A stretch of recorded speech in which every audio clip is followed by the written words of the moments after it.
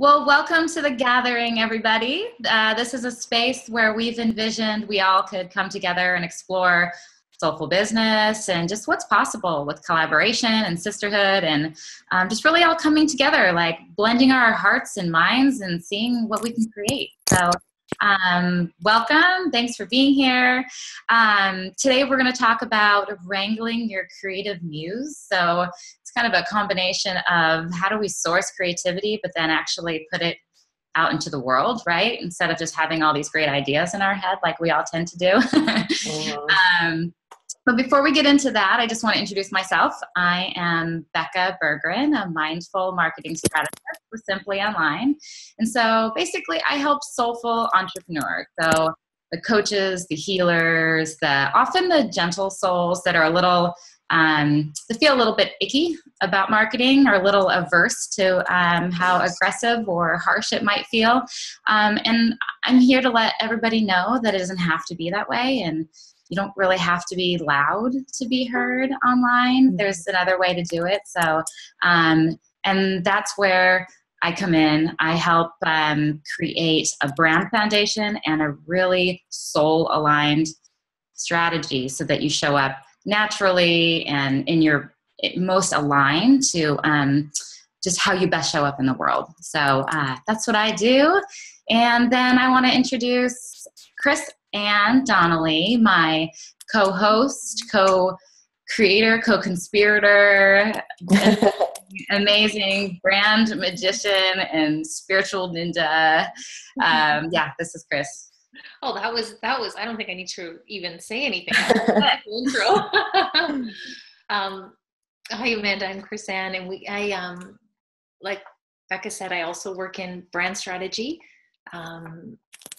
And mostly for the spiritual entrepreneurs, soulpreneurs, spiritpreneurs, if you will, and people who are afraid to really put themselves out there. And they have this like longing to put their spirituality out into their business. But they're not sure how much they can push that, and if they can, and if they can't, and if they're going to lose clients. So that is my sweet spot. I love working with people with their intuition and bringing their intuition into the space. So yeah, my company's Big Secret, and that's me. Before we totally jump in, I just want to getting into the routine of setting an intention with the gathering podcast, as well as everything I'm doing. So I just wanted to set an intention for our 40 minutes that may we inspire other people to collaborate, and may we just have some awesome sisterhood and great conversation, and that it flourishes to become whatever it's going to become. I'm going to hit my little tinctures because I came here in a rush and now I just feel so much better. Mm-hmm. Awesome. So I'm excited to hear about you, Amanda. Yeah, let's hear about you, Amanda. My name is Amanda Nazzal. I am a photographer and a brand stylist, and I teach online entrepreneurs how to hone their photo skills so they can actually start taking photos for their brand from their perspective, because one of the most powerful tools to connect with your audience is photography, as we all know. And it really helps when you can do it yourself, when you're not having to go out and, try and find photos online. But it's really beyond any of the stock and, the searching and the hustle of that. It's really about teaching people how to go out and, see the world from their perspective. And that I've found is the best way to connect with your audience, is when you're being real. And photography is really not that hard when you have a few base skills. So that's what I love doing. And you can find me at amandanazzal.com with that. Awesome. Beautiful. Yeah, and it's not by accident that we have three very creative, probably type B, not type A folks here to talk about creativity and how to make that happen, right? And so because I was thinking about it last night, that this could really be more of a productivity for creatives, because it is really a different way of showing up, right? So I was thinking that it would just be fun for us to we could maybe start even talking about what are some of our blocks to finding and tuning into our creativity and being productive, and then share some of our best like tips and strategies around either of those. I think that might be fun for everybody. You know, it's fun to look behind the scenes of everybody's like, what does your daily routine look like? Yeah.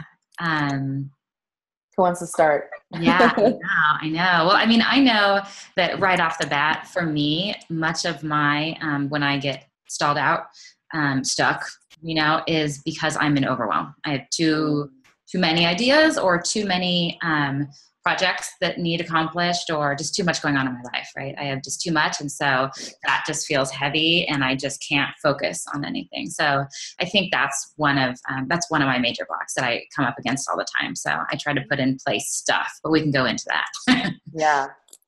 Yeah. You know what's interesting for me too, and I will totally out myself right now on this, is that I can tend to be kind of a messy person. I'm like hiding my office space from you right now because I don't want you to see how messy it is. And it's because I can get very much into that type B mode. But I have found that when I do clean my space, like clear my space, that the creativity and everything just starts to flow better, you know? And that I feel like is one of the biggest things for me. And I always need to remind myself of that too. Like I said, I'm totally hiding my space from you right now, but outing myself at the same time.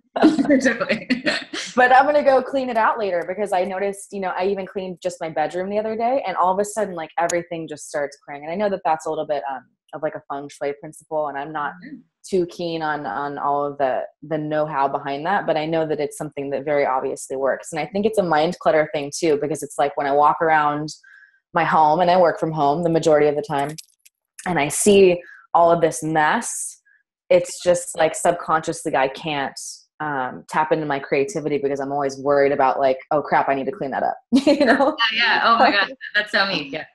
My purse, I laugh about it, and it's sort of like, I tend to have a small purse, because I'm the same way, that if I'm super busy, then I've got way too many ideas and little pieces of paper everywhere. And then my purse becomes this kind of like, you zip it open and it's like, I'm embarrassed to take money out, you know? It is really a reflection of my state of mind at any given time. So I'm totally with you on that. The house clean thing. Oh yeah. The feng shui there's something to it for sure. I also get into that same overwhelm as you were mentioning, Becca, where, it's the overwhelm of too many ideas, right? And then it's like, how do I execute them all? I would really need an army of me to execute all of the ideas. And so what I've kind of come to terms with is, well, you can't execute all of them, and you don't have to, but there's still that inner drive, or that feeling like I want to, right? So we kind of come up against the can't versus the want versus ability, right? Which is kind of cool when it comes to the creative process. You know what I started doing with that same thing is, and you guys, I'm sure have heard of, you know, doing the brain dump, right? Like I will do a weekly at this point brain dump, because it's so helpful. Like just getting all and sometimes when you're doing that, like all these little worries you didn't even know were really there, or really bothering you or frustrating you. Once I write them all down, and whether it's a worry or it's a creative idea, like what's fun for that is I'll take some of my like fun ideas that I like really want to do, and I like am playing with, and just put them in my parking lot. Like it doesn't mean that I'm not doing them. It doesn't mean. And so all of a sudden I start this like really cool list of all these really fun ideas that I could possibly do or tap into, or maybe in a week I'll be over it, you know? Like those two, I love my parking lot. That's kind of fun to go for like inspiration for blog posts or whatever. Not that I do great blog posts often, but you know what I just held on to from that piece is I feel like you just pointed out a really great idea with the parking lot. It's like a perspective shift, you know, instead of thinking like, oh, I have all this stuff to do, blah, blah, blah, blah, blah, and here's too many things I want to do. It's just like a little parking lot, you know, and here's a parking space for each thing, and I can go to it whenever I want. Yeah. And I think that it's so easy to slip into overwhelm, like you said, because it's the perspective that we have on it, that there's too many things to do. Like, what if we started thinking about it like, okay, we get to do all these things because we are entrepreneurs, and what a blessing, right? And I know that I do it too. Like, I'm always like, woe is me, you know, but, but in the end, this is a choice I've made, you know? So Yeah. So those little reminders to shift the way we're viewing things, I think is powerful too. Beautiful. Beautiful. I've actually gone back to old notebooks, and they could be notebooks that were a year or 2 years ago, and I come across something that maybe wasn't relevant at the time, but is so relevant today, right? Or it's so relevant when I re-find it and I think, oh my gosh, I wrote this? Like I already had this idea. I don't even remember having it. Yes. Oh, that was a great one. Yeah, very cool. I love the perspective thing. Yeah. And I just put everything, and I mean, everybody has a different way to organize their, their craziness, but I just put everything in Google Docs, like everything. And it's always there, and I can always access it. Like on my phone, I could it's right there. So it's like always at my fingertips. So I can always just be putting stuff away easily, and it's always in one space. It's not some weird document buried in my like filed folder or anything like that. So that's like tangibly makes it just easy. And oftentimes too, do you guys use the voice to type feature on either Google or your iPhone? It is, for me, it's so helpful for just to like spurt it out instead of trying to write it down or something, that's like, cause I think we're always, we've got full driving, right? I do that. Full. Yeah. So that one's been that's been helpful.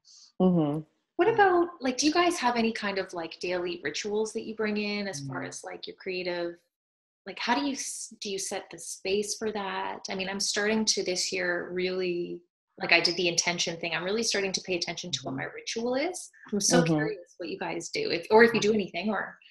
Yeah.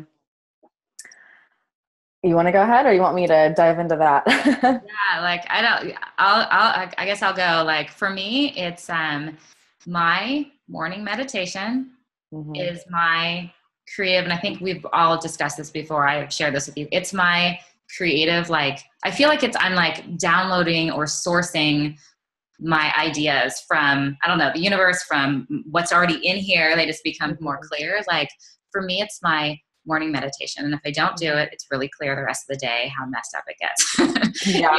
Because that's where I set my, not only source ideas, but also setting intentions. And for me, it's fun. It feels like it's not sitting down and writing a to-do list. It feels almost like self-care nurturing, and I bring my little like singing bowl and my feather and my crystals, and it just feels like yummy, like a tasty treat instead of like, oh, I've got to like do the thing, I think that's my like, that is, and it doesn't happen every day. But when it doesn't, you're like, even just right now before we started this, my like not even 10 minutes, like ideas come to me and I just get more clarity. The clarity comes. Yeah. I love that. Excuse me.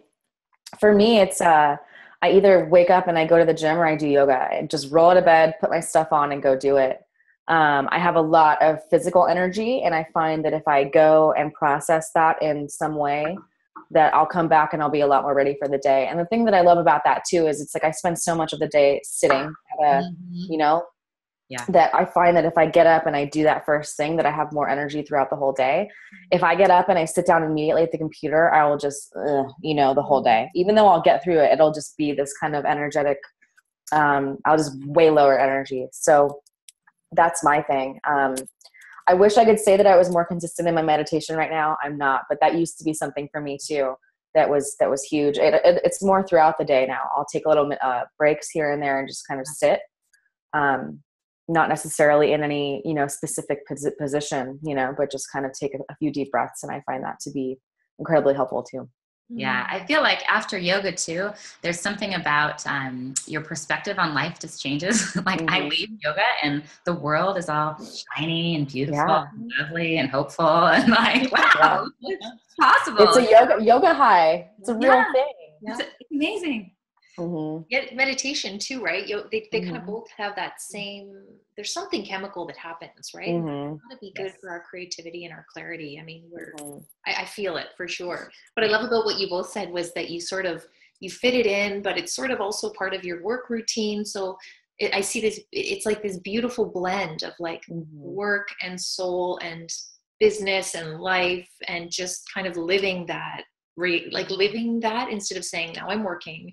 now I'm, you know, that's been on my mind a lot. We've just got, I've been trained from like, 20 something years of living in the corporate world, and just that kind of lifestyle of, work is here and your personal life is here, and you really separated, and they were really distinct. And I'm really working on trying to blend the two now. And I have to, there is no option. Like as an entrepreneur, I'm working from home, and I keep running under my legs here and there. Like, it's just not, it's like an uphill battle when you try to separate the two and use the old model. So I'm doing my best to just blend them and kind of follow the creative muse when she's here. And that's something we can get into eventually too. But yeah. I love that. The word muse. It's actually one of my, I have a couple of poems that I've done. Like I do, like, I'm sort of, I know Becca, you've seen some of this stuff, but it's sort of this mixture of like word and poetry and design and who knows what, like, and I've given myself for the last 2 years this freedom to say, I'm going to integrate, which was a big, it felt like such a risk, because I thought, people are not going to like my business people are not going to like the poetry, and my poetry people are going to be like, don't talk to me. You know what I mean? Like, there's all that fear around integration, but I found I did it, it was like, the more the muse came, if you will, Yeah. And you're in a position, like, you've come from, which we haven't mentioned on this call, but like many, many years of work of doing, like, the branding design work for, like, regular businesses, right? Like, so you have that real traditional type of work to blend with this more soulful side now. So it's really cool to see that. It is. And I'm still working on integration every day. Every day I come up against that block, right? Where I have this, like, this desire, this creative desire to bring stuff together. And then I'm like, yeah, I'm going to do it. And then boom, I hit my fear wall, which is, oh, but nobody's going to like that. Or no, but you can't do that. Or no, but you can't talk about this, is creativity a muse? Is it a goddess? Is it intuition? Like, I want to talk about that stuff openly. And there's a huge fear around what the client base will like. And, it's so easy to see it for other people. And you're like, just do it. People are going to love it. But when it's yourself, you're like, can I talk about the muse that way? Please talk about it more. Yeah, I agree. Becca and I were just talking about that yesterday, actually, right? With that Elizabeth Gilbert talk where she had addressed it. Yeah. I didn't see it. Tell me about it. She's Eat, Pray, Love. Yes. Author, right? Yes. So she was essentially just giving this TED talk where she was talking about how the ancient Greeks used to believe that you had a genius, not that you were a genius, and that it was something that came to you, So if it showed up that day, then great. But if it didn't show up, then you weren't held personally responsible for creating or not creating something brilliant, right? Because people were asking her after Eat, Pray, Love, they were saying, well, your biggest work is behind you. Now what? And she was like, well, I don't know, but if I own it and I take it personally, then that's when people slip into depression and get down and go into this dark, dark place. But if you don't necessarily, if it's outside of you, if it's God or goddess or muse or whatever it is, then it's like, you don't have to, it doesn't have to be so ego driven, and then you don't have to feel responsible. Yeah, you don't have to be so responsible. Yeah. Beautiful. Maybe I was Greek in a past life. Yeah. Because I have this conversation with people actually on Anchor. I don't know if you know the new social media app Anchor. It's like a micro podcasting, 2 minutes and 1 minute. It's really cool. And I was having a conversation a couple days ago about creativity, and does it come from within or does it come from without? And everyone said it comes from within. And I was like, I don't know. I kind of feel like it's out there, and then I synthesize it, right? I kind of feel like the creativity comes from without, beyond me, and then it kind of just bubbles and brews, and then I'm able to make something of it, right? I don't know. I love that though. Maybe it's both, Yeah. It is. Like, and I also just dropped in the link that you shared yesterday, Amanda, into the chat of Elizabeth Gilbert, so you can watch her little talk there. Thank you. I will for sure. Sounds like it'd be something I would love to see. Yeah, it's great. I've watched it time and time again because I feel like every time it's a good one. More inspiration. Yeah. Awesome. Something else I would like to bring up with the topic of, taming the creative muse or allowing it to come out, or however we want to address this, is to, for me, I've found to just stop watching other people who are in the same thing the same field that I'm in. And I think that there's a fine line there. There's a nuance between allowing yourself to be inspired by others versus just like watching everything that everyone else is doing and trying to copy them, or starting to feel like you need to be doing exactly what they're doing in order to be successful. Right. Beautiful. Just recently, the thing that I found the most powerful by just not paying attention as much, like I said, I'll dip in here and there. I'll look at someone's Instagram feed, or I'll check out what they're doing. But I found so much more just genuine productivity. Like, I'm getting so much more done when I'm not stuck in comparisonitis with some other person, like, oh, who'd have thunk it? Comparisonitis. I've never heard it. I'm so going to use it. I love it. Oh yeah. It's bad. It can get bad, right? Yeah. I noticed I did a similar thing. I was working on creating a sales page, and it had to be done as part of this course I'm in. And so there was a deadline, right? And that's another thing we can get to. Accountability and deadlines help. But I stepped back from Facebook for a while, and I was so impressed with what I was able to produce without sounding so samey copycat, because you can't help it sometimes, because that's all you see in your feed is people doing similar things as me. And then, but I don't want their words. I want my words. I want it to come from here. And it's hard to do that when that's in your, space all the time. So yeah, taking a step back from Facebook. I have a very calculated way that I do that, where I do that, because I can tend to suffer from that. What I like to do is, if I'm looking, like when I'm feeling like super on, when I know that what I'm doing, when you're feeling really good, that's when I'll go and I'll look and just check in and see what people are doing.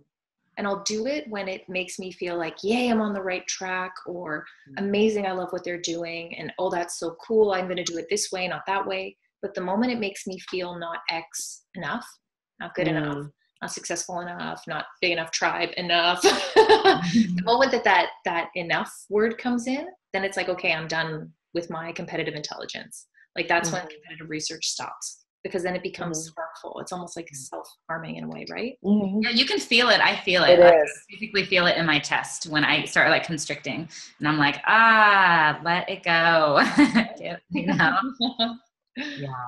Yeah, that's a really, really, really good one. Wait, something just came? I lost my thought. Most people suffer from that a little bit, though, unless you are, well, maybe not. Maybe it's just my assumption. Maybe that's just my perception. I know that my clients suffer from it, and I know that I suffer from it. So I remembered what I was going to say. The piece on, like, okay, so we have all these ideas and we set out to do something, but then it never gets done, let's say, or it's, taking a long time. It's like that accountability piece. So big. And everybody's talking about it, but like, not just in a, like, I said I do it, so I do it, but really finding somebody or a group of people or whatever that you feel like held and understood, but they still hold your feet to the fire kind of thing. Like, that is really important for me. Like, even in like small groups or just a friend or a buddy, like if I put it out there, I've got to do it. That's just kind of my nature, and it probably is most. So that's like crazy helpful. And to me, just putting it out like randomly to the public on Facebook or anything like that, that doesn't work for me. That kind of thing. I don't feel really accountable to everybody, And so would you put something out into the world if you're just working on it and it's just in the inception stage, or like? That's a good question. Yeah. I think it feels how devoted I am to that idea, maybe, or how like much it's lighting me up, or even when I know I need push, like to make it happen. Yeah, I think. I don't know. What about you guys? That's an interesting one for me too, because I feel like I pay, I'm a little bit in tune with the idea of manifestation. And of course it's like, I want to speak it and own it into being, but I also want to be careful about who I'm speaking it into being with, because if they have energy that is not supportive, then that could actually possibly be taking away from it in some way, And so I don't necessarily post things, I'm just very careful about who I share things with these days. And I have found a couple of people who I can openly share those things with and who are on the same, where we can have this open conversation about, what we want to create in our lives and how to support each other. And that's incredibly powerful.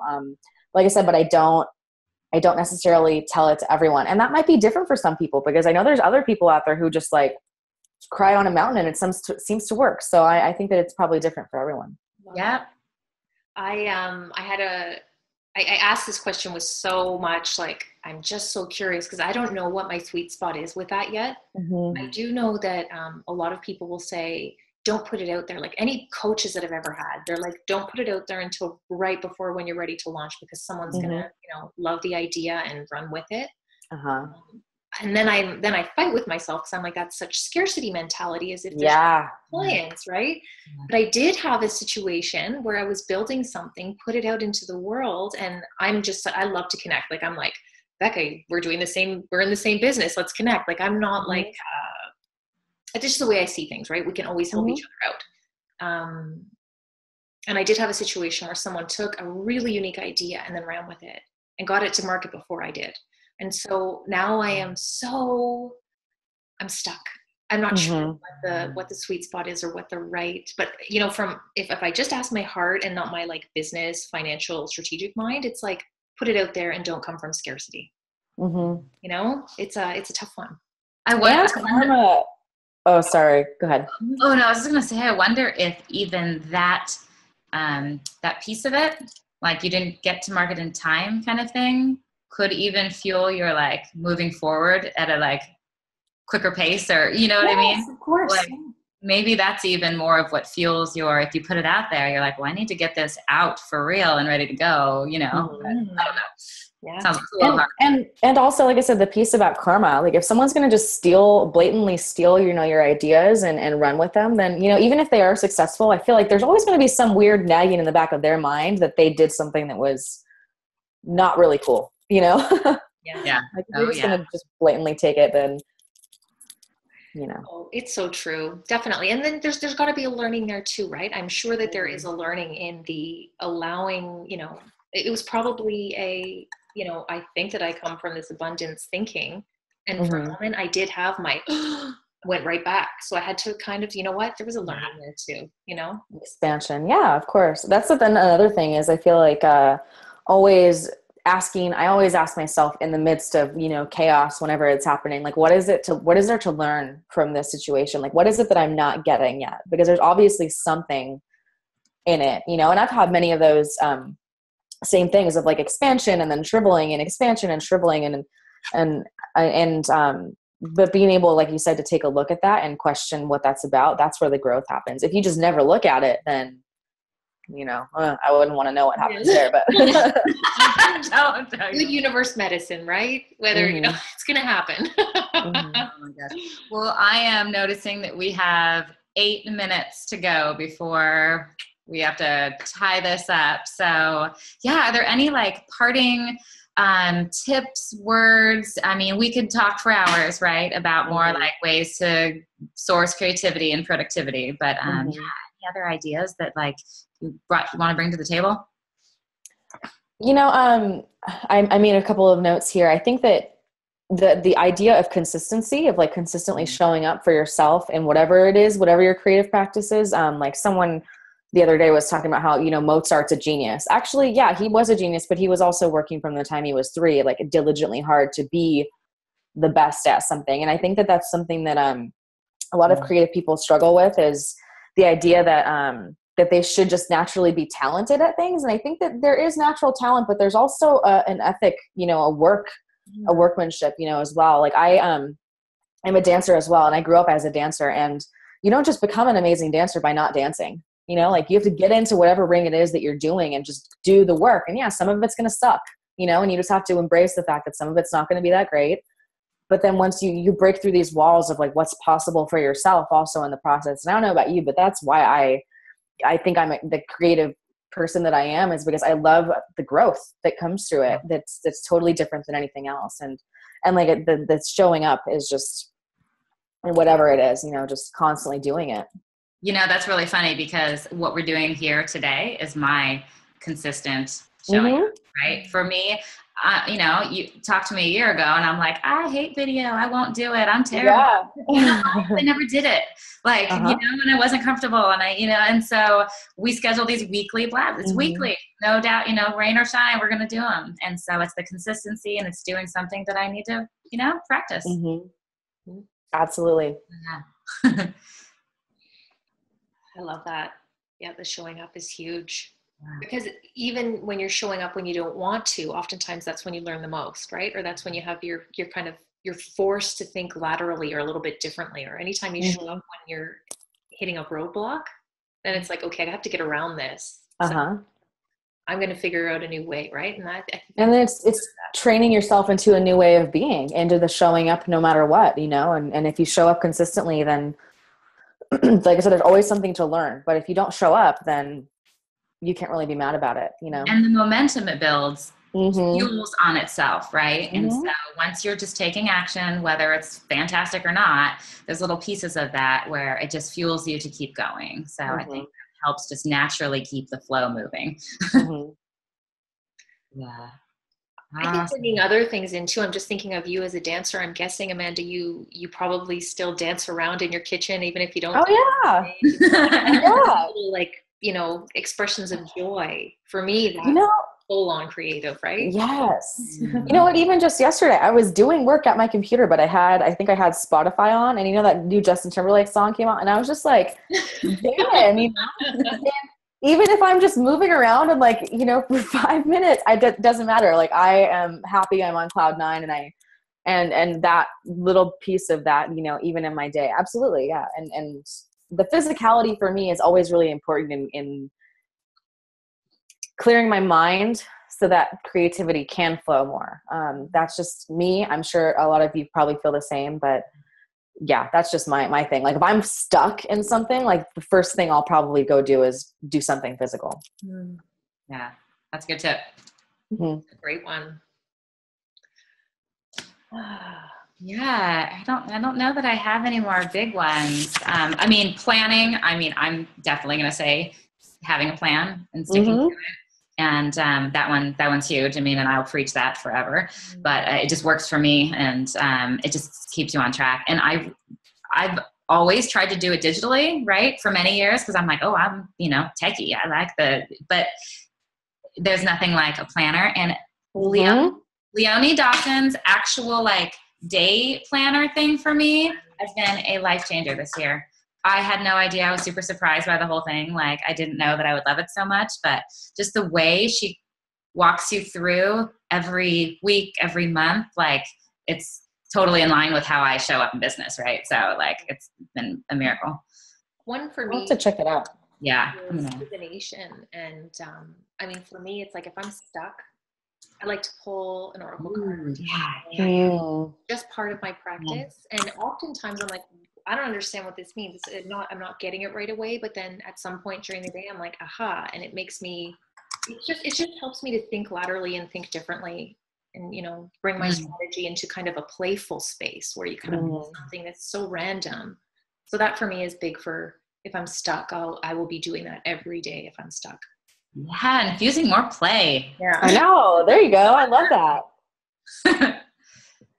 Another thing, that I wrote down was just to trust and to enjoy the process. You know, I think that when we're so focused on these outcomes, yes, that can be a great motivator. But I think that for me, if I'm not finding ways like every day to enjoy the process, to integrate my yoga and dancing and the things that I would normally be doing on a daily basis into my day, then it's not worth it. Then even if I make X amount of money doing this thing, who cares? Like if I'm, you know what I mean? Like if I'm not loving, you know, I don't have to love every moment, but if I'm not at least like 75% of the time enjoying the process, 25% of the time feeling that growth and maybe that struggle, that's cool. But if I'm not learning and feeling that sense of like, oh, I'm meant to be doing this, like I can do this and it's fun, then I would question it.